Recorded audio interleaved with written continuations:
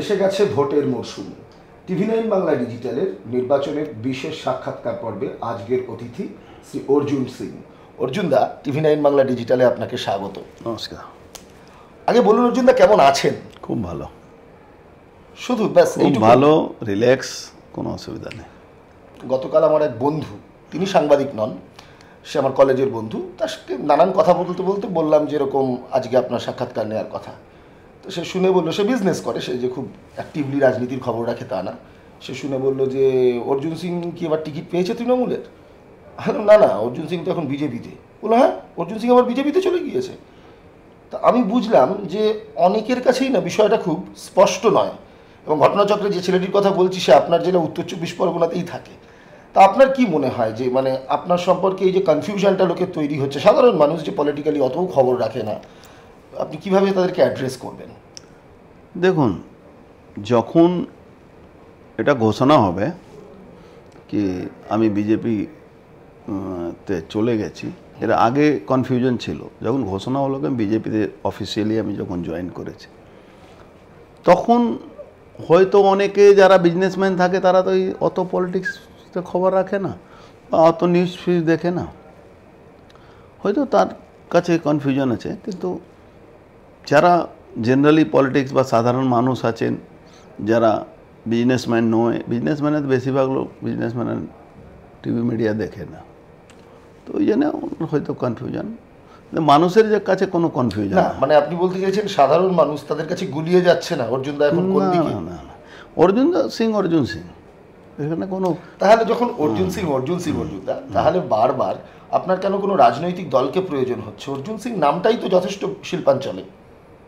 এটা ঠিক, কিন্তু এখানে এই কনসেপ্টটা আছে কোনো না কোনো রাজনৈতিক দল সঙ্গেই থাকতে হয় এখানে, মানে এটা আপনি ভারতের কথা বলছেন? হ্যাঁ, এটা এরকম আছে। কিন্তু আমার সঙ্গে যে অন্যায় করেছে তৃণমূল। কি অন্যায় করেছে? Commitment failure. কি কমিটমেন্ট?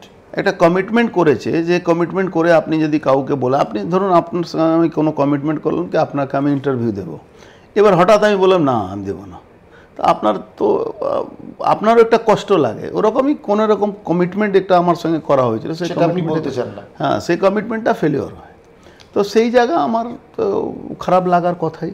কিন্তু অর্জুন দা, মানে এটা তো ডেফিনেটলি বুঝতেই পারা যাচ্ছে, আপনি পরিষ্কার বললেন খারাপ লেগেছে, কিন্তু রাজনীতি বৃহত্তর অর্থে আপনারা তো সারাক্ষণ বলেন যে মানুষের জন্য কাজ, সকলকে নিয়ে কাজ, সেখানে পার্সোনালি আপনার কাছে কোনো করা একটা কমিটমেন্ট, সেটা যদি রক্ষা কেউ করে বা না করে, তার উপরে আপনার পলিটিক্যাল ইডিওলজি বদলে যাবে? না, এটা কোনো পলিটিক্যাল কমিটমেন্ট ছিল না, পার্সোনাল ছিল। এটা পার্সোনাল কমিটমেন্ট ছিল। আমি সেটাই বলছি, পার্সোনাল কমিটমেন্টের জন্য আমি বলছি পলিটিক্যাল কমিটমেন্ট এই জন্যে ছিল না কি পার্সোনাল একটা লোকের কাছে যে কথা বলা হয়েছিল সেই জায়গা থেকে ফিরে গেল ম্যাটার। এবার পলিটিক্যাল কমিটমেন্ট আসুন। পলিটিক্যাল কমিটমেন্ট আপনি যদি করে থাকেন কারো সঙ্গে, সেই জায়গা থেকে ফিরলে তার উত্তর দেওয়ার জন্যে, তার জবাব দেওয়ার জন্যে মানুষকে নিজে তৈরি রাখতে হয়। যারা বেস লেভেলে পলিটিক্স করে তারা এটা মানে রাখে না কি যার সঙ্গে মানুষ আছে, শুধু পার্টির স্ট্যাম্প নিয়ে কেউ কারা জিতে, তারা হাওয়ায় বাতাস যখন চলবে তখন জিতবে। আমরা তো আপনি খবর নেবেন, আমরা সিপিএম জামানায় জিততে, সে তো বটেই, আপনার বাবা দীর্ঘদিন, হ্যাঁ, সেই সিপিএম জামানা বিরোধী রাজনীতি। যারা বিরোধী রাজনীতি করে তারা মানুষের সঙ্গে একটু বেশি মিশে থাকে, এটা তো মাথায় রাখতে হবে। এই জন্য আমাদের খুব এটা নিয়ে সমস্যা হয় না। মানে আপনি বলতে চাইছেন কোন প্রতীকে লড়ছেন সেটা খুব বেশি ম্যাটার করে না। নিশ্চিতভাবে দেখুন, যে কোনো রাজনৈতিক দলে এটা ভোট ব্যাংক থাকে। এবার সেই ভোট ব্যাংকটাকে সঠিক লোকের সঙ্গে ভোট ব্যাংকটা যায়। আপনি বিশ্বাস করবেন না, আমাকে বহু মানুষ বলেছিল আপনি টিএমসি থেকে দাঁড়াবেন না। এবার বলেছে মানে তারা সাধারণ মানুষ। আমি তো সাধারণ মানুষ। আপনি আমার অফিসে যাবেন না, সকাল 8টা ঘুম ভাঙার আগে থেকে আমার অফিসের সামনে 20টা-25টা লোক বসে আছে অফিসের মধ্যে ঢুকে। ওরা বলছিল কি যেভাবে বাংলায় পরিবেশ সৃষ্টি হয়েছে, যেভাবে চাকরি নিয়ে দুর্নীতি একটা পাহাড়, সামান্য একটা বাড়ি কাজ করতে গেলে পয়সা দিতে হচ্ছে, সামান্য একটা কোনো প্ল্যান স্যাংশন করতে গেলে পয়সা লাগে, সামান্য চাকরির জন্য পয়সা দিতে হচ্ছে, একটা জুট মিলের কাজ করতে দেওয়া হচ্ছে না, মানে এরকম যে লোকাল সমস্যাটা নিয়ে মানুষ বলছিলেন এই পার্টিতে আপনি দাঁড়াবেন না, এই পার্টিতে থাকা উচিত না আপনার, আপনি পার্টি চেঞ্জ করুন। কেন এরা যে অত্যাচার 2021 সালে করেছিল সেই অত্যাচার মানুষটা ভুলতে পারছে না। আমাদের বিশেষ করে ওই অঞ্চলে বহু মানুষের ঘরবাড়ি আমাকে বানাতে হয়েছিল। তো এরকম একটা পরিস্থিতি তৈরি হয়েছে যে সঙ্গে সঙ্গে কমিটমেন্ট রক্ষা হয়নি, এই দুটো মিলে অনেক রকম। এই যে কমিটমেন্টের কথা বলছেন, এটা মূলত কে করেছিলেন? অভিষেক বন্দ্যোপাধ্যায়? না না, টপ টু, কারণ আমরা দেখেছিলাম আপনি অভিষেকের অফিসে টপ টু উইদাউট টপ টুর সঙ্গে কথা আমাকে তো বলা হয়েছিল, টপ টুই কথা বলেছিল, আমার তো কোনো অন্য লোকের সঙ্গে কথা। আপনার কি মনে হয় 19 সালেও তৃণমূল আপনাকে টিকিট দেয়নি এবং যেদিনকে প্রার্থী তালিকা ঘোষণা আপনি সেদিনই একদম মমতা ব্যানার্জির বাড়ি থেকে বেরিয়ে গিয়ে দিল্লির বিমানে উঠেছিলেন, এবারেও হলো না, আপনাকে টিকিট না দেওয়ার কারণটা কি? এই রিজনাল পলিটিক্সে যারা রিজনাল পার্টি থাকে, রিজনাল পলিটিশিয়ান যারা থাকে, রিজনাল যারা হেড থাকে পলিটিক্যাল পার্টির, তারা কোনোদিন কোনো স্ট্রং লোককে অ্যাকোমোডেট করতে চায় না। ওরা চায় তারা প্যারাসাইট থাকুক দলের উপরে। তাহলে ওরা দ্বিতীয়বার আপনাকে নিল তৃণমূল? আমাকে ছিবড়ে ফেলে দেওয়ার জন্য, যাতে রাজনীতিটাই শেষ হয়, আপনার ক্রেডিবিলিটিটাই নষ্ট করা। আপনি তো সেই ভুলটা করলেন। তাহলে না, আমি ভুল করিনি, আপনি তো জয়েন করেছিলেন। এই ভুলটা করলো তৃণমূল, আমাকে ছিবড়ে দেওয়ার চেষ্টা করে আমাকে উল্টে গেন করে গেলাম আমি ওই মঞ্চে বসে। কীরকমভাবে গেন করলেন?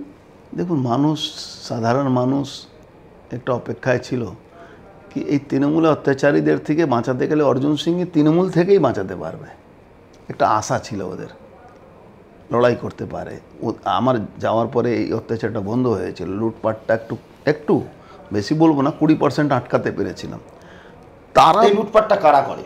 তৃণমূলের লোকেরা করে সারা বাংলায়। যাদেরকে দেখা যায় আপনার বিরোধিতা করতে, যারা ক্ষমতায় আছে তারাই লুটপাট কারা করবে? ক্ষমতায় না থাকলে লুটপাট আপনি করতে পারবেন নাকি?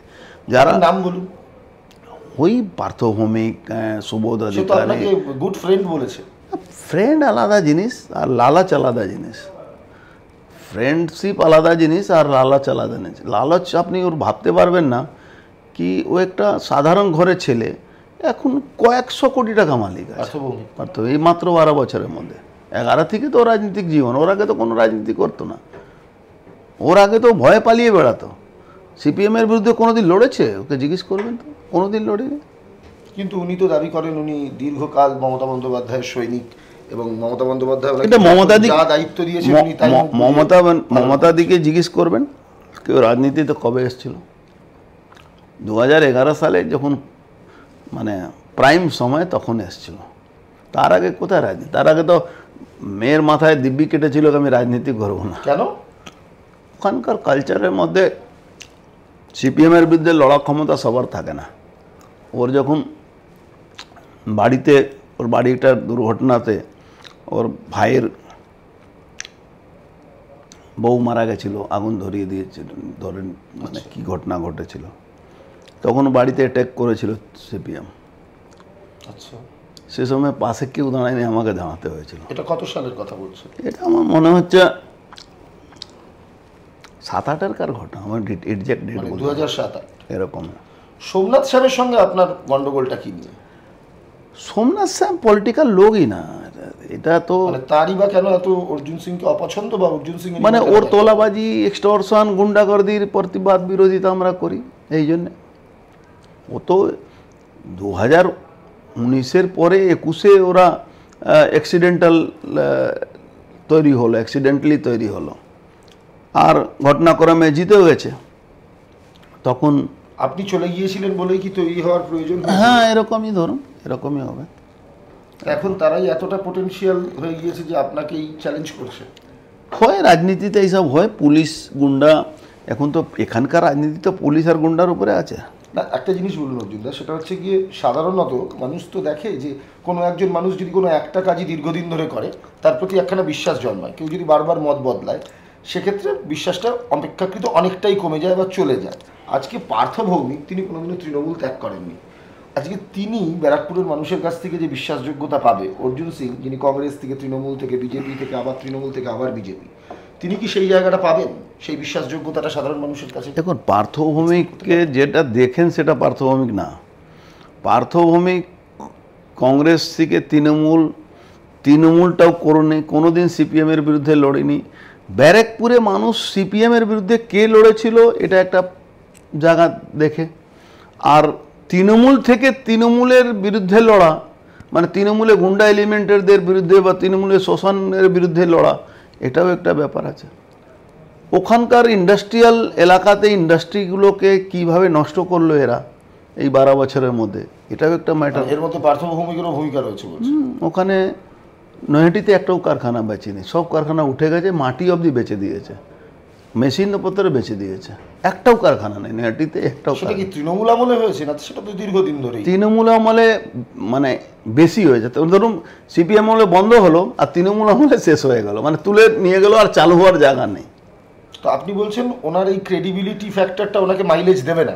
ক্রেডিবিলিটি ফ্যাক্টর মাইলেজ কি করে দেবে? তাহলে মাইলেজ থাকতো, তাহলে আমি তো 2019-এও চেঞ্জ করেছিলাম, বিজেপিতে গেছিলাম, তখন তো নৈহাটিতে জিতেছিলাম, কিন্তু খুব স্লাইট মার্জিনে জিতেছেন। ভোট রাজনীতিতে স্লাইট। আর এবং অর্জুনদা আপনি আমার থেকে ভালো জানবেন, 21-এ কিন্তু তৃণমূল অনেক বেশি লিড আপনার এলাকায় বাড়িয়ে নিয়েছে, ফলে এবারের আপনার লড়াই কিন্তু অনেক টাফ। 2021-এর পরে যে অত্যাচার যে করেছে, তারপরে 2021-এর পরে বাংলার রাজনীতিতে তৃণমূলের ক্রেডিবিলিটি কমেছে কি কমেনি, এটা আপনি জাজমেন্ট করবেন, তাহলে ব্যারাকপুরটাকেও জাজমেন্ট করতে পারবেন। আপনি বলছেন 21-এর পরে বিশেষভাবে কমেছে? আপনি দেখুন না, সারা বাংলার ক্রেডিবিলিটি তো কমেছে। আজকে আপনার সার্ভে বলছে কি 25টা সিট, কেউ বলছে 24টা সিট, কেউ বলছে 19টা সিট, কেউ বলছে 20টা সিট। তাহলে যদি 21 থেকে 24-এর মধ্যে তৃণমূল ভালো কাজ করতো, তাহলে তো এইটা আসতো না। খুব সব 215টা সিট জিতেছে, তারপরে এই প্রশ্ন আসছে কেন, মানুষের অত প্রতিবাদ বিরোধিতা কেন হচ্ছে? তৃণমূল বলে যে যারা তৃণমূলের সঙ্গে যুঝে উঠতে পারেনি তারা হেরে যাওয়ার ফলে এখন এই সমস্ত বাহানা দিচ্ছে। এটা বলতেই পারে, কিন্তু মানুষ কি দেখছে? হাজার হাজার রাস্তা মানুষ, ছেলেরা রাস্তায় ঘুরে বেড়াচ্ছে চাকরির জন্যে। পার্থ চ্যাটার্জি বাড়িতে থেকে কোটি কোটি টাকা পাওয়া যাচ্ছে। জ্যোতিপ্রিয় মল্লিক কয়েক হাজার কোটি টাকা স্কিমে ধরা পড়েছেন। এগুলো দেখার পরেও তো আপনি তৃণমূলে ফেরত এসেছিলেন না, তার আগে না। এই দেখার তৃণমূলে যে দুর্নীতির কাজ হচ্ছে তো আপনি জানতেন? না, জানতাম। আমি তো আপনাকে বললাম না কি 2021-এর একটা অ্যাডজাস্টমেন্ট যেভাবে একটা ফ্যাক্টর ছিল, সেইটা ওইটা নিয়ে আমার কমিটমেন্ট। আপনার যে কনস্টিটিউয়েন্সি, সেখানে তো সংখ্যালঘু ভোট একটা 17% কাছাকাছি। তা আপনার কি মনে হয় বিজেপিতে অর্জুন সিং আবার চলে এলেন, সেই সংখ্যালঘু ভোটের ওটাকে বাদ দিয়ে আপনাকে হিসেব করতে হবে? তো দেখুন, যদি আপনি টিকিট পান 2019-এ আমাকে সংখ্যালঘু সম্প্রদায়ের মানুষ তখনও ভোট দিয়েছিল কম, কিন্তু এবার বাংলার ইতিহাসে আই এম ফার্স্ট ম্যান যে 2024-এ সংখ্যালঘু সম্প্রদায়ের মানুষ আমাকে ভোট দেবে। আপনি কনফিডেন্ট? আচ্ছা, অনেকেই একটা কথা বলছে, যেহেতু বিজেপির এখনও পুরো 42টা আসনের প্রার্থী তালিকা বেরোয়নি, যদি দেখা যায়, জানা এটা বোঝাই যাচ্ছে যে আপনি কথাবার্তা বলে নিশ্চয়তা পেয়েছেন বলেই গিয়েছেন, যদি শেষ মুহূর্তে, অনেক সময় তো অনেক অঘটন ঘটে যায়, যদি আপনার নাম প্রার্থী তালিকায় না থাকে, সেক্ষেত্রে আপনি কি আবার দল ত্যাগ করবেন? আমি এবার আজীবন বিজেপি করব, যতদিন বেঁচে থাকে। কেন? আমি দেখে নিলাম, বুঝে নিলাম কি তৃণমূলকে শেষ না করলে, তৃণমূলের যে তোলাবাজিকে বন্ধ না করলে, তৃণমূলে যে গুন্ডাম এলিমেন্ট যে পুলিশকে সঙ্গে নিয়ে যে করছে, তাহলে কিন্তু সাধারণ মানুষ উপকৃত হবে না। বা যারা দীর্ঘদিন ধরে তৃণমূল করেছিল, সিপিএম জামানায় লড়েছিল, আজকে তারা কণ্ঠাসা, তাদেরকে পয়সা দিয়ে কাজ করাতে হয়। আপনি এইবার দল ছাড়ার সিদ্ধান্ত যখন কনফার্ম করে দিলেন, তারপর কি তৃণমূলের শীর্ষ নেতৃত্ব থেকে কোনো ফোন মেসেজ? না, ফোন মেসেজ এসেছিল তখন, কিন্তু আমি বলেছিলাম যেটা। কে ফোন করেছিলেন? ববি হাকিম ফোন করেছিল। বলেছিলেন ওই এখানে মন্ত্রী হয়ে যাবে, আমি যেটা ছিলাম সেটাই দিলে না, ও মন্ত্রীর দরকার নেই আমার। আমি তো আরো বড় না, আমি মন্ত্রী কেন হবো?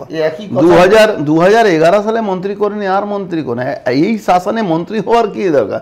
মন্ত্রী তো চপরাসিদের অবস্থা খারাপ। চপরাসিদের যে চপরাসি কাজ করে, মানে 4D গ্রুপে যে কর্মচারী, তার থেকে মন্ত্রীদের অবস্থা। আপনি বলতে চাইছেন পশ্চিমবঙ্গের তৃণমূল সরকারের মন্ত্রী হতে চট করে কেউ রাজি হবে না এখন? বলে মুশকিল আছে। তৃণমূলে কেউ মন্ত্রী আপনি তো নরেন্দ্র মোদীর দলও অল্প কিছু দিনের জন্য করলেন, আর অনেকদিন মমতা বন্দ্যোপাধ্যায়ের দল করেছেন। যদিও মমতা বন্দ্যোপাধ্যায়ের অনেক অপেক্ষাকৃত কাছাকাছি থেকেছেন, ততটা হয়তো কাছাকাছি নরেন্দ্র মোদী থাকেননি। মূল কি ফারাক বুঝলেন মমতা ব্যানার্জি এবং নরেন্দ্র মোদীর মধ্যে? দেখুন, ওটা একটা দল যেটা হাজার হাজার মানুষ দলের মধ্যে কাজ করে, সিদ্ধান্ত নেয়। এখানে ওয়ান ম্যান আর্মি, সিদ্ধান্ত নিলাম। কিন্তু এখন তো বলা হচ্ছে ওয়ান ম্যান আর্মি নয়, এখন নাকি টু ম্যান আর্মি। একই ব্যাপার আছে। সেটা কি সত্যি এখন ওয়ান ম্যান না টু ম্যান? আপনি তো না, আমার মনে হচ্ছে ওয়ান ম্যান, ওটাকে কম্পাইল করে দিতে হবে। ওয়ান ম্যানই আছে, দুটো একই আছে। অভিষেক বন্দ্যোপাধ্যায় এই মুহূর্তে তৃণমূলে কতটা ফ্যাক্টর? আপনি তো ইনসাইডার ছিলেন। আমার মনে হচ্ছে দুজনই একই আছে। ওসব দুজনের মধ্যে যে একটা দূরত্ব তৈরি হয়েছে, অভিষেক লবি, এগুলো কোনো ডিফারেন্স, ওসব বেকার, ওসব লোককে দেখানোর জন্য কোনো ব্যাপার না, ওসব বেকার কথা। দুজনের মধ্যে ফারাক কি মমতা বন্দ্যোপাধ্যায় এবং অভিষেক বন্দ্যোপাধ্যায়ের দল চালনার মধ্যে? এখন দিদিমণি হ্যান্ড ওভার করে দিয়েছেন ভাইপোকে। অভিষেককে আপনার কীরকম মনে হয়? মনে হয় যে ম্যাচিউরিটি আছে? জানি না, ম্যাচুরিটি তো কিছু দেখা যাচ্ছে না। আপনি যে এই যে ফেরত এসেছিলেন, তখন তো অভিষেক বন্দ্যোপাধ্যায় একটা যোগাযোগ করেছিল। করেছে। সেই সময় কেমন মনে হলো অভিষেককে দেখে, কতটা ম্যাচিউরলি দল সামলাচ্ছে?